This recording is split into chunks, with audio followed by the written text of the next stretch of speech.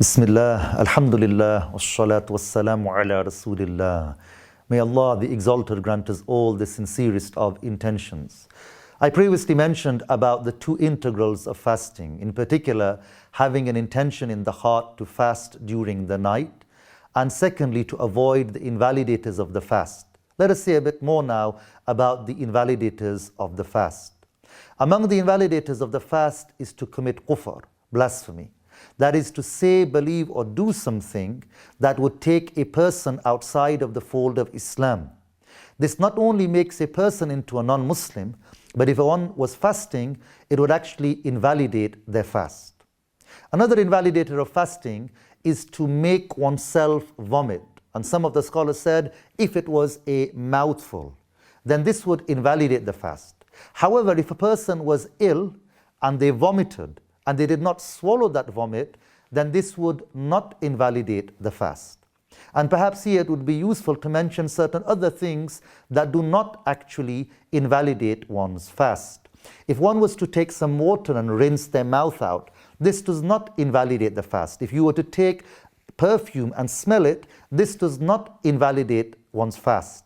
If there was smoke or dust in one's environment, this also does not invalidate one's fast. However, if a person was to take some incense or a cigarette and actively inhale it, then this would invalidate one's fast. Another thing that does not invalidate the fast is to clean one's ear with an earbud. Also, if a person was to give blood or receive an injection, whether they receive it into muscle, into skin, into a blood vessel, this does not invalidate one's fast. And the scholars of the past, they gave a reasoning behind this. They mentioned that when a person sweats, you would note that there are tiny openings in the skin through which the sweat is actually exiting. Otherwise, how would it be that sweat exits and comes out onto the skin? Now, when we wash our hands, water flows across those tiny openings in one's skin. And this is a sign that actually putting something through the skin using a needle would not actually invalidate one's fast, because none of the scholars of Islam mention that washing one's hands, making wudu, even though the water passes across those tiny openings, that this would actually invalidate one's fast.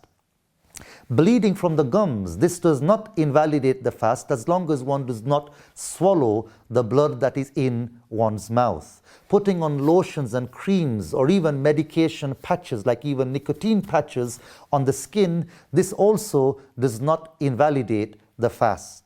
So one needs to put effort to learn about what are the things that one needs to observe. At the same time, not put restrictions on ourselves that the religion did not put upon us, so that we would carry out valid acts of worship sincerely for the sake of Allah and get the reward for that in our hereafter, insha'Allah. And Allah, the Exalted, knows best.